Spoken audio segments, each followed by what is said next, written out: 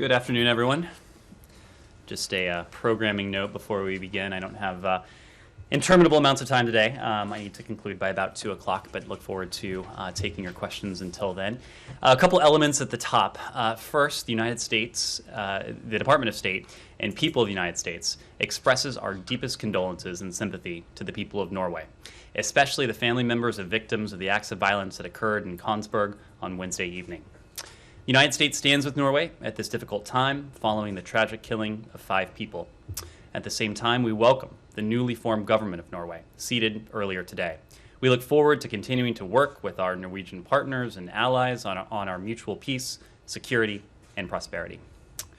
Next, the recent death of Venezuelan political prisoner Raul Badwell reminds the world of the deplorable and dangerous conditions Venezuelan political prisoners face in the Maduro regime's custody.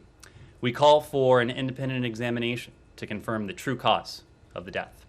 Our hearts go out to the families of the political prisoners who have died in Venezuela while unjustly detained in regime custody. Since 2014, at least 10 Venezuelan political prisoners have died in regime detention, and 3 have died in the last year alone. Those are Rodolfo Gonzalez Martinez, Carlos Andres Garcia, Rafael Arias Soto, Fernando Alban, Nelson Martinez, Rafael Acosta Arevalo, Pedro Pablo Santana Carballo, Salvador Franco, Gabriel Medina Diaz, and Raul Isaias Badwell. We call for the immediate and unconditional release of all political prisoners. Maduro and those holding these prisoners bear responsibility for their well-being. Their family members deserve credible and transparent review of the circumstances surrounding these deaths, as well as accountability for the gross violations of human rights. And finally, today I'm pleased to note the United States was successfully elected to the UN Human Rights Council. The President and Secretary Blinken have put democracy and human rights, essential cornerstones of peace and stability, at the center of our foreign policy. We have eagerly and earnestly pursued these values in our relationships around the world. We thank the UN member states who supported our candidacy for a seat on the Council. We will use our position to renew the Council's focus on the core human rights principles enshrined in the Universal Declaration of Human Rights and the UN Charter, which undergird the Council's founding. Our goal is to hold the Human Rights Council accountable to the highest aspirations of its mandate and spur the actions necessary to carry them out. With that, I'm happy to turn to your questions. Thanks. Let's just do a couple, and you can be extremely brief in your answers. Sure. If you would, please. Just on the council, on the Human Rights Council, this has become kind of a ping pong between administrations, Republican, Democrat, and I'm just wondering, the previous administration's position was they would leave if there were no reforms, and then made a bunch of demands on reforms, none of which were undertaken, and so it left. Do you really have any confidence that you're going to be able to push reforms? And are they the same reforms that the previous administration was looking for? Well, Matt, I don't know if I'm quoting Woody Allen or quoting a former boss of mine or quoting a former boss of mine quoting Woody Allen. But to paraphrase, when you're not at the table, you're on the menu. And that has been our guiding principle. We want to be at the table. We need to be at the table. In order to be engaged, whether it's with the WHO, whether it's with the Human Rights Council, whether it's within the Paris context, whether it's within other realms that we've talked about, if we are to help shape institutions, to help them deliver on their highest aspirations, which is what we intend to do with the Human Rights Council, to help them promote the values, the interests that the United States and our partners share, we need to be there. And so, yes, we have concerns with the Council. We will vigorously oppose the Council's disproportionate attention on Israel, which includes the Council's only standing agenda item targeting a single country. We also will press against the election of countries with egregious human rights records. It is, of course, grossly inappropriate for such countries to be represented on the Human Rights Council. Fine, but your group of countries that you're in, doesn't have any of these serial offenders that you're talking about, and you have very limited. Any administration has limited. Anyway, but the point is, we would have no influence were we not a member of the council, and we're gratified today that we will become a member of the council. And with apologies to Woody Allen, I'm surprised you quoted him, but whatever. With apologies to him, if you're not at the table, you're not necessarily on the menu. You could be standing on the outside and having as much influence as you and the Canadians and the Europeans and others who have been on the council without pulling out have had, which is arguably very little, right? The point, Matt, is that we would have no influence were we standing on the outside. Very briefly, I noticed the secretary spoke with the Brunei foreign minister today. I just want to know that it was largely Burma, I think, That's right. ASEAN focused. Was that call occasioned by the fact that the ASEAN envoy, who happens to be a Bruneian diplomat, had to canceled his visit, or was it something else? I understand this call was previously scheduled. Obviously, the Bruneian second foreign minister is we just saw the reports of his canceled trip. Okay. And then the last one for me.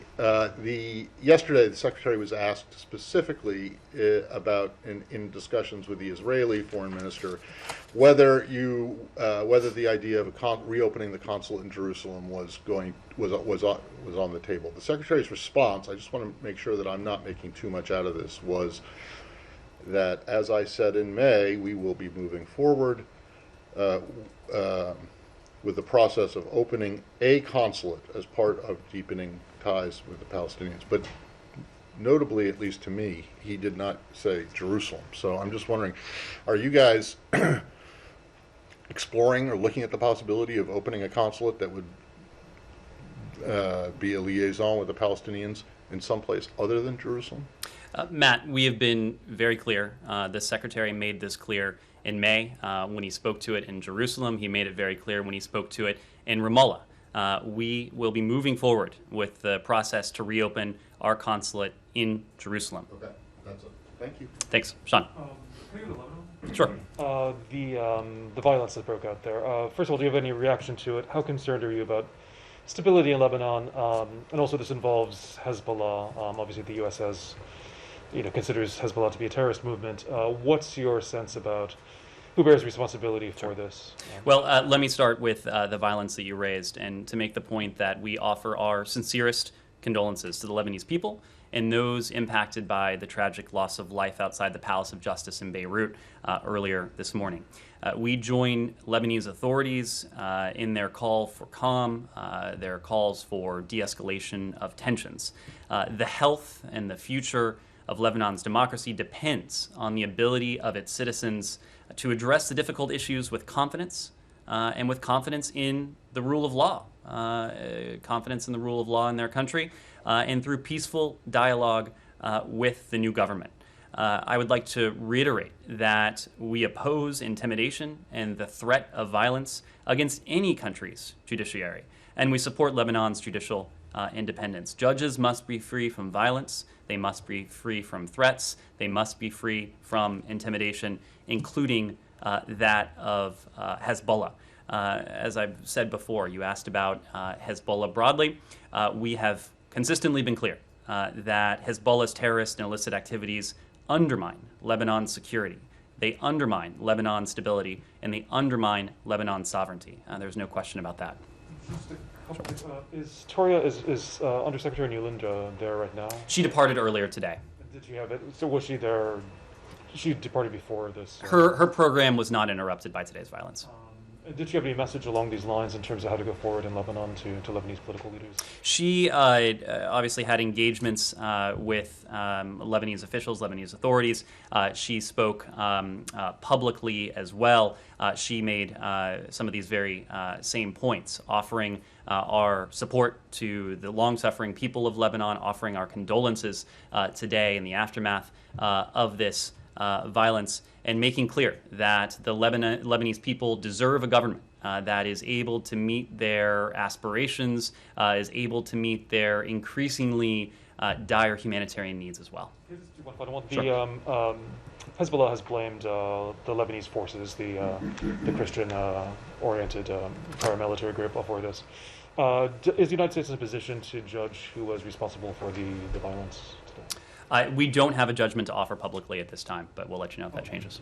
Thanks. Afghanistan, there's been some reporting around flights potentially restarting U.S. flights back to from Kabul back.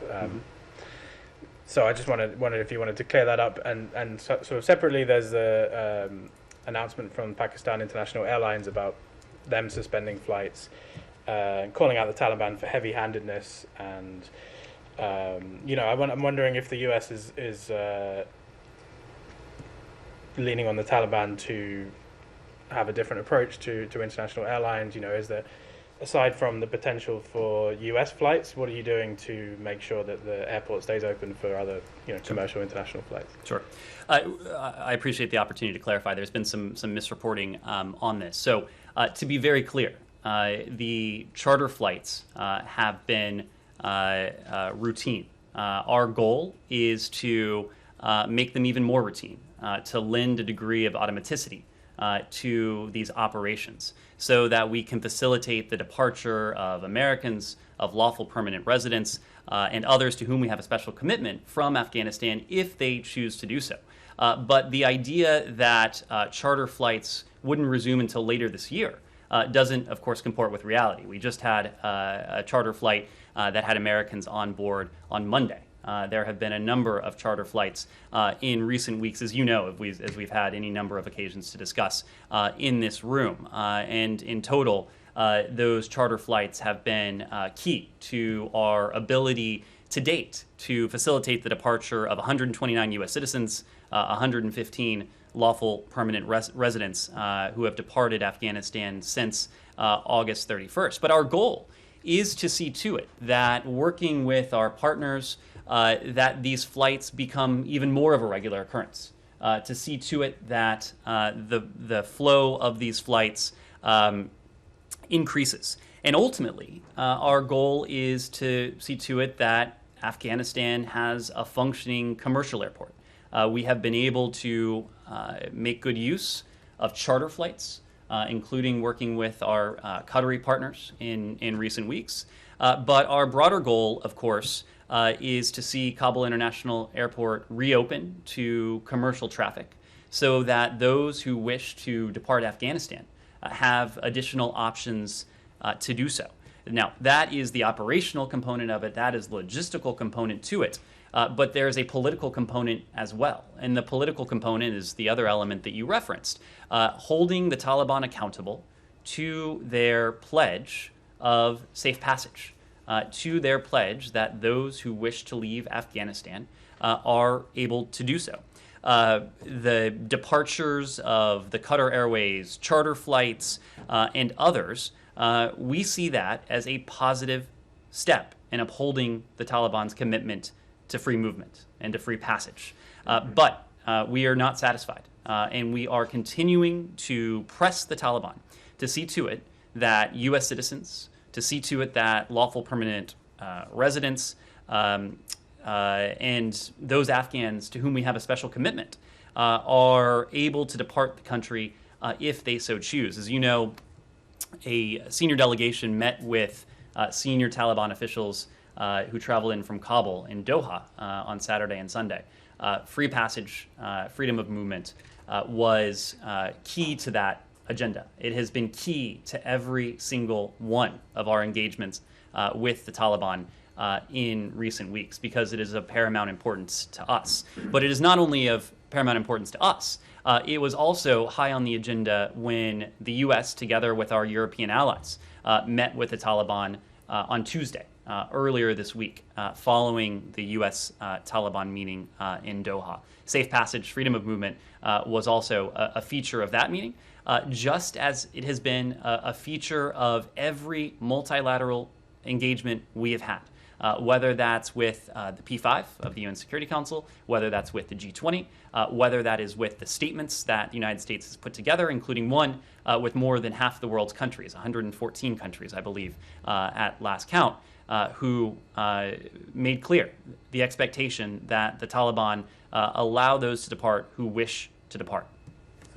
So, so you're saying, charter flights, those exist with with support from you guys, sort of logistical support. Is there financial support for those flights? And can you just draw the distinction between that and US government flights? There's no plan for military flights, for example. There is no plan for military flights. The idea that we are restarting evacuation flights, a la what we had prior to August 31st, is not accurate. We have worked very closely with several regional partners, including the Qataris, on those charter operations. Pakistan International Airways has also operated charter operations as well. But yes, we have also been in constant touch with Americans in Afghanistan who have expressed an interest in departing. It is that process by which we reach out to them, we determine their status, we determine their intent, we determine what travel documents they may or may not have on them, and we in turn then work with our partners on these charter operations to facilitate their departure if they so choose. Andrea. Thank you, Ned. I want to ask you about a letter from members of the Foreign Relations Committee, bipartisan letter that was sent to the Secretary, which says, among other things, while there has been progress, this is on Havana Syndrome, as you know, we continue to have concerns that the Department is not sufficiently communicating with or responding to diplomats who have been injured from these attacks. We're also concerned that the Department is insufficiently engaged in interagency efforts to find the cause of the attacks, identify those responsible, and develop a plan to hold them accountable. And we urge you to immediately announce a successor to Ambassador Spratlan to lead the Department's Health Incident Response Task Force. Critically, this must be a senior level official that reports directly to you. I am well aware of the long list of improvements, the progress that you have reiterated and that has been made available by a number of officials. But this is subsequent to those improvements. This letter is still an expression of concern from, as you know, a bipartisan list. You've got Menendez, Shaheen, Cardin, Chris Coons, Tim Kaine, Cory Booker, Risch, Rubio, Romney, Haggerty, Schatz. So, certainly understand the expression of concern. We also have expressed our concern over these anomalous health incidents. That is precisely why we have made it such a priority to get to the bottom of them, and importantly, to provide care for our employees who have been subject to them. The Secretary, late last week, on Friday, I believe it was, added his voice to the support for the recently passed Havana Act. The Secretary appreciates the interest that Congress has demonstrated in this issue.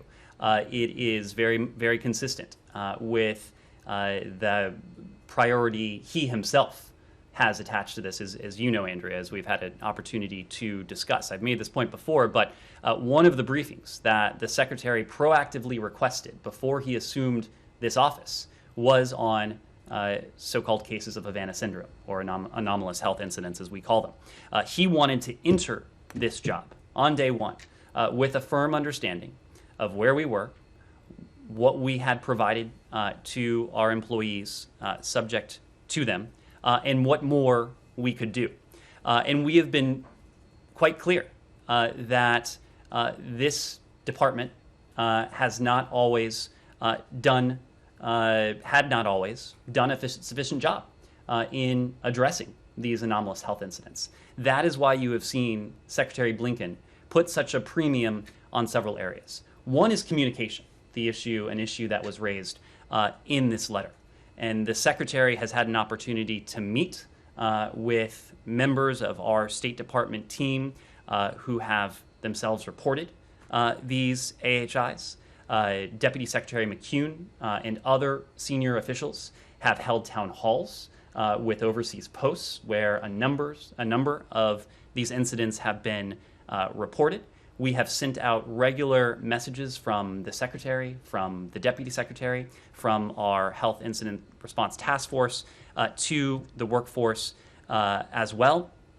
We have made clear the resources that our employees have available to them in terms of training, in terms of to whom they should turn if and when they should feel that they have been subject to an anomalous health incident. So, with all due respect, with all that you say has been done, there has been criticism from a number of victims of what they don't call anomalous health incidents, by the way, because they think that diminishes and disparages what they are suffering.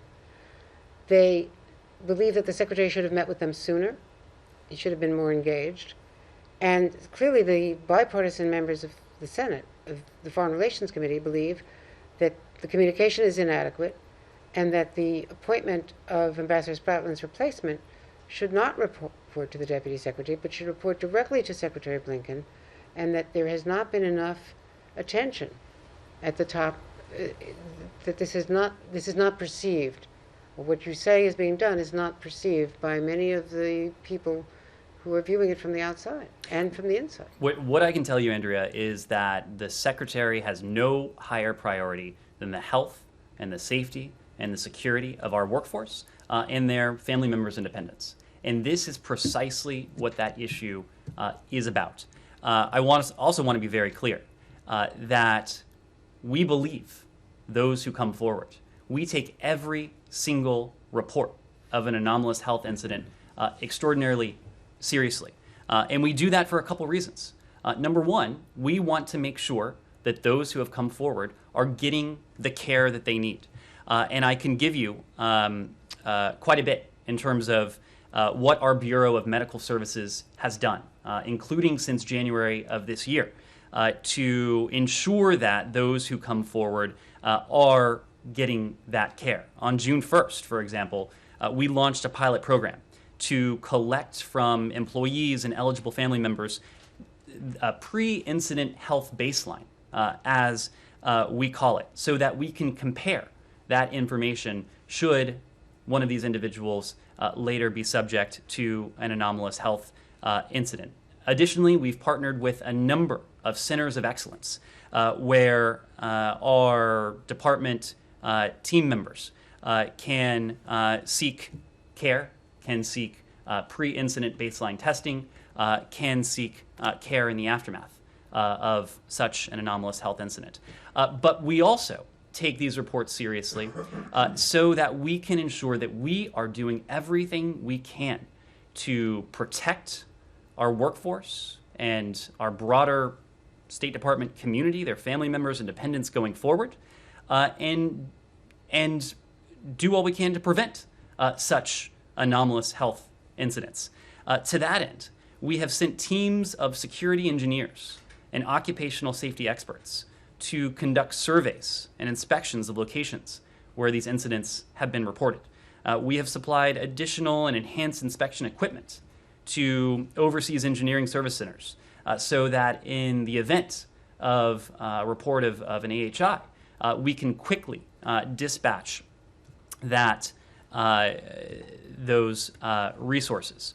So we have made improvements in terms of our communication. We have made improvements in terms of our inspections and our defensive measures. We have made improvements in terms of our training so that, again, our employees know how to respond should they become subject to one of these, that their family members also have the information they need. We have improved our protocols internally with the Health Incident Response Task Force, and then, of course, with our medical and care. That is all a reflection of the fact that there is no higher priority to the Secretary. There is no higher priority for our Deputy Secretary, Brian McCune, when it comes to these health incidents, because we know this is precisely about the health, the safety, and security of our workforce. Yes? Well, Ned, can you just address the letter said they wanted the Secretary to immediately name a replacement for Ambassador Spratland? I That doesn't say soon or, as quickly as possible. It says immediately. Does he intend to do that? I expect we'll be in a position to do that in the coming days.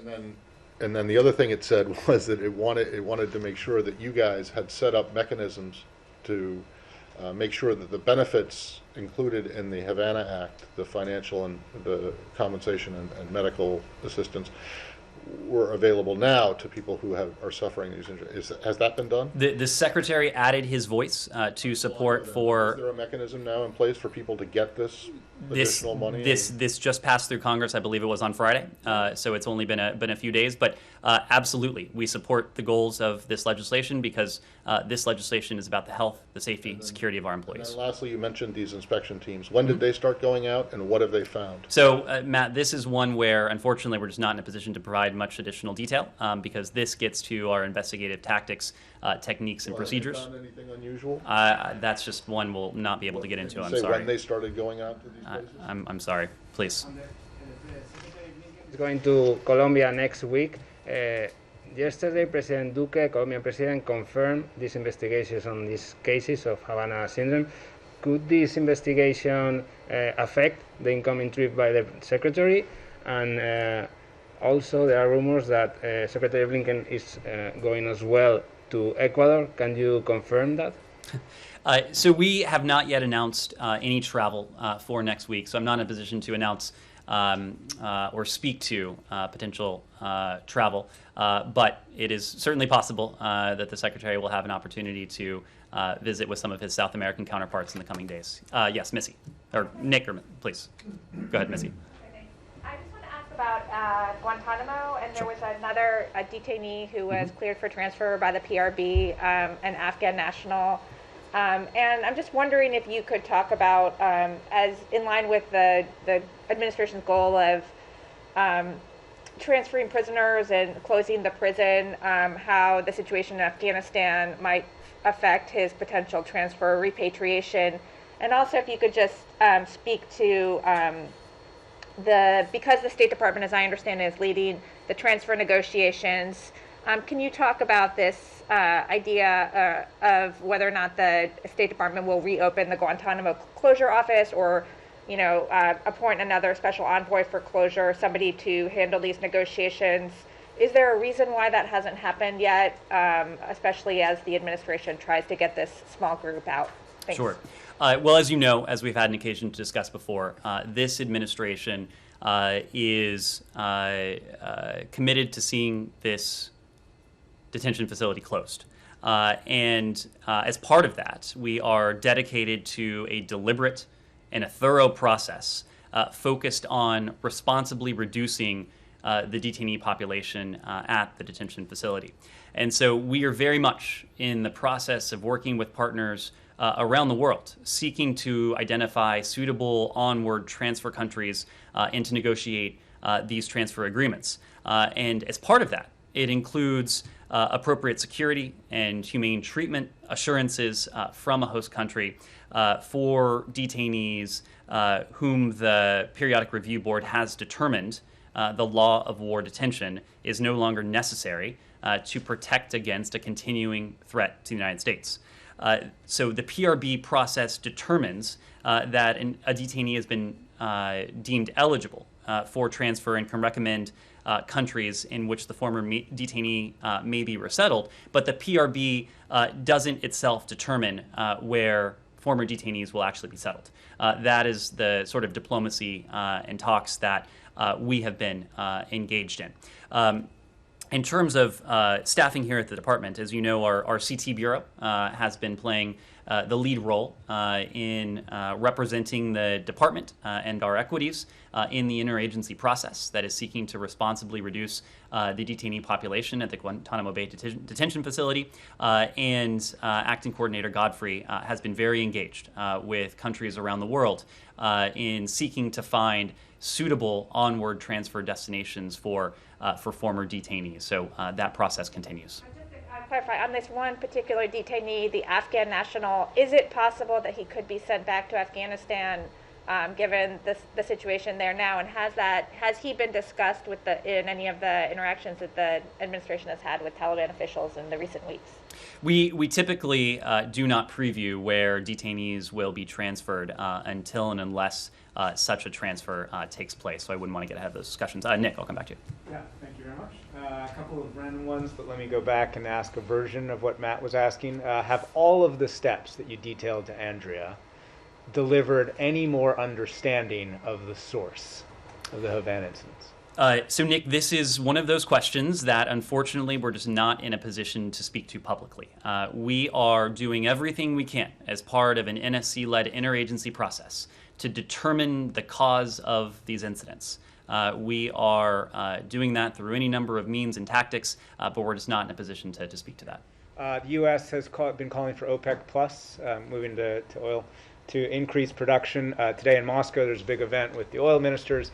They made it clear that they are not going to increase production. Does the U.S. believe Saudi Arabia is blocking the request to increase production?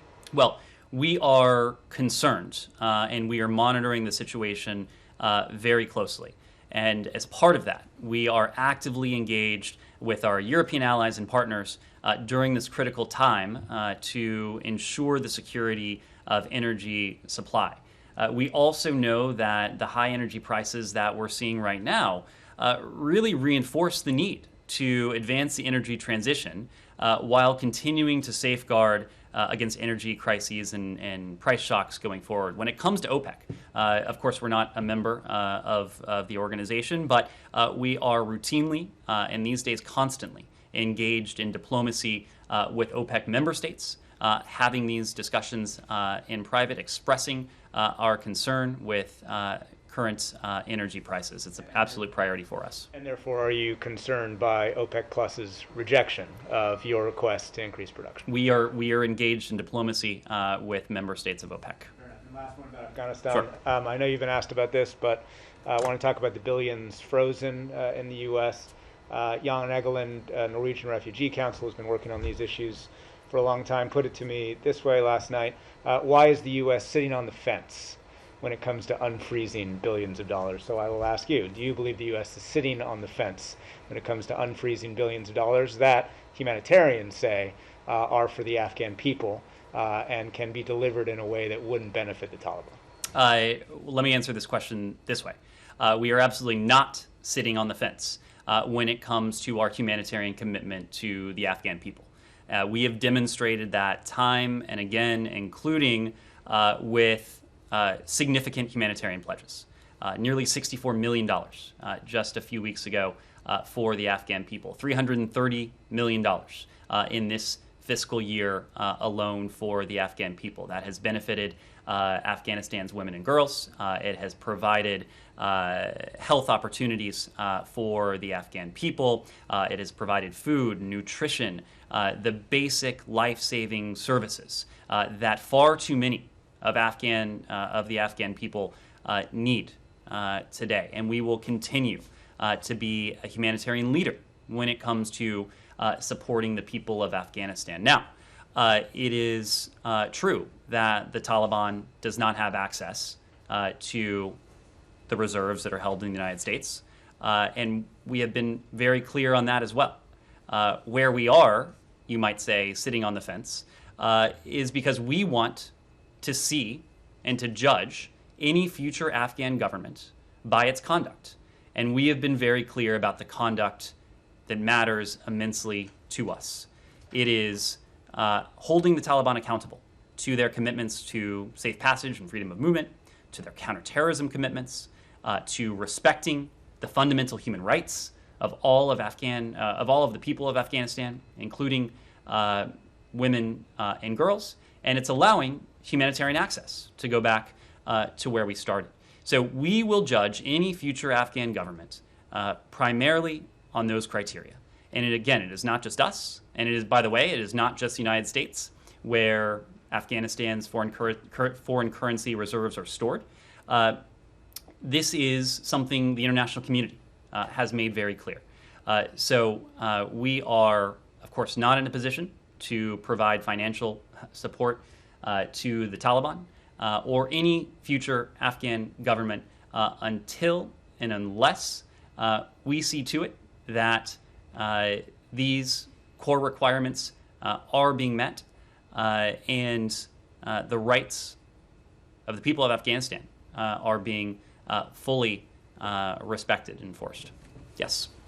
Thank you very much. I'd like to ask you a question about Syria. As you know, there have been several attacks by the YPG against Turkish forces inside Syria, which resulted in casualties, and the Turkish president came out and said that it was the final straw, and with or without support, Turkey is going to eliminate those elements.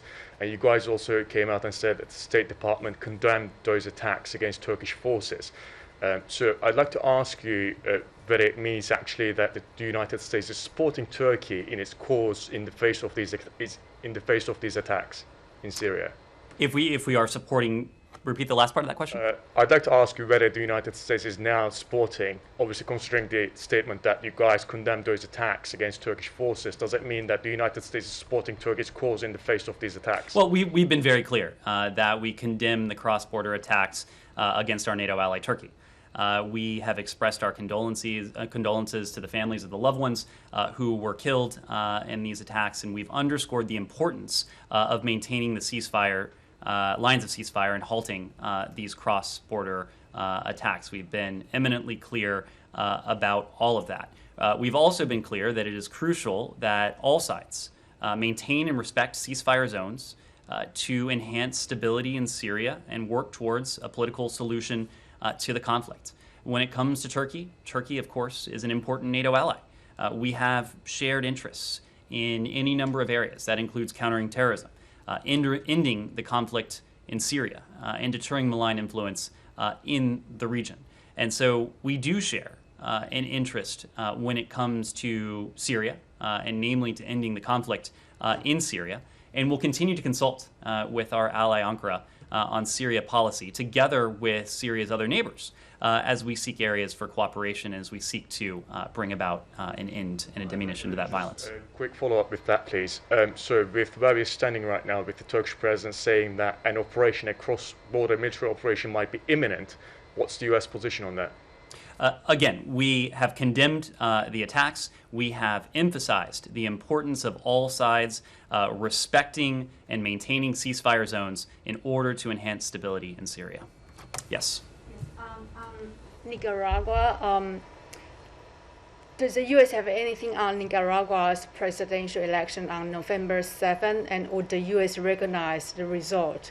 And separately, if I may stay on the same hemisphere, on Venezuela, does the U.S. agree with the EU's decision to send electoral observers to Venezuela's November 21st regional elections? Thank you. Thank you, Nike. So when it comes to the elections in November of this year in Nicaragua, look, the simple fact of the matter is that President Ortega and Vice President Murillo, their decision on August 6th to ban the last genuine opposition party from participating in the elections, it underscores their fear of free and fair elections and their desire to remain in power at all costs. This autocratic maneuver followed the detention of 7 presidential candidates and dozens of other opposition figures, human rights activists, business leaders, students, journalists, and NGO workers over the last several months. We view the regime's latest undemocratic and authoritarian actions, which has, again, been driven by a fear of an electoral loss, as the final blow against Nicaragua's prospects for free and fair elections now next month. That electoral process has lost all credibility. It is now a foregone conclusion that Daniel Ortega will ensure that the elections in November are a sham, and that he will proclaim himself victorious in the aftermath of those elections. Yes. Sure. Sorry. Do you know if during Secretary Blinken's meeting with the EU's Joseph Borrell, these elections came up? I don't know if if Nicaragua came up in the meeting today. We'll find out and get back to you on that. Does that mean you weren't in the meeting? I was not in the meeting today. Oh, Yeah. okay. Well, then I have a question if maybe you could take on Okay. about the meeting. Yes, please. I'm trying to ask about the DPRK. You have mentioned you remain prepared to meet the DPRK without any precondition, anywhere, anytime. However, we haven't seen any meetings so far. So what went wrong? So have you proposed the lifting sanction on the table? Well, to take a step back, we have been very clear that we believe diplomacy, including direct diplomacy with the DPRK, is the most effective means to meet the policy objective that has emerged from a review of our DPRK policy that we completed some months ago. And that objective remains the complete denuclearization of the Korean Peninsula. It is a policy that calls for calibrated, practical approach that seeks serious and sustained diplomacy with the DPRK to make tangible progress towards that goal. So we do stand prepared to meet with the DPRK without preconditions.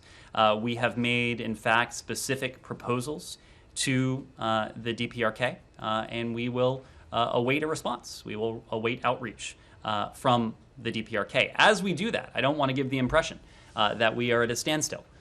We are engaged in vigorous diplomacy with our allies in the Indo-Pacific, including with the Republic of Korea, including with Japan, including with our other allies and partners in the Indo-Pacific.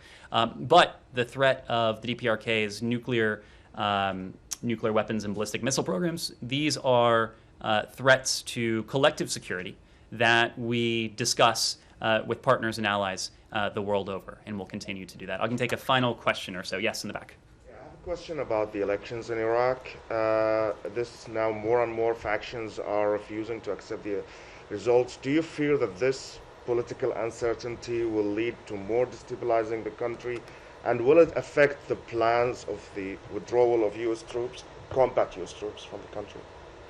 So I would refer you to the Department of Defense when it comes to our troop presence, our troop posture in Iraq. It is something that we did have an opportunity to discuss in the strategic dialogue that we held with our Iraqi partners a couple of months ago. Now we made an announcement in terms of our troop disposition in Iraq. I don't have any indication. I have no reason to believe that posture would change as a result of what we have seen to date. When it comes to the election results, I want to be very clear that we condemn the threats of violence reportedly made against the Independent High Electoral Commission and UN personnel. We believe firmly, as do our partners, that any electoral disputes should be resolved through established legal channels. Of course, we haven't seen final results. I think we expect to see final results in the coming days. So we aren't going to prejudge the outcome of the election, but we are confident that we will be able to have a productive and constructive relationship with the future government in Iraq. Thank you all very much. Can I do one more on Sure. Israel? Sure. And it doesn't have to do with the consulate, but it does have to do with settlements. And that is, I just want to know that if in yesterday's meeting with Foreign Minister Lapid, if the Secretary brought up the settlements issue, they seem to be plowing ahead, moving ahead with additional construction, but not making not without a lot of fanfare. And I'm just wondering if this is a concern for you beyond what you have said in the past when you're asked this by Saeed every time. Well, Matt, we did issue a readout of both the trilateral meeting and the Secretary's bilateral meeting with Foreign Minister and alternate Prime Minister Lapid. We have been clear publicly and in private about where we stand on settlement activity, on annexation. We oppose any unilateral steps that put a two-state solution further out of reach. But your concern about what they're doing hasn't increased over the course of the last month or so?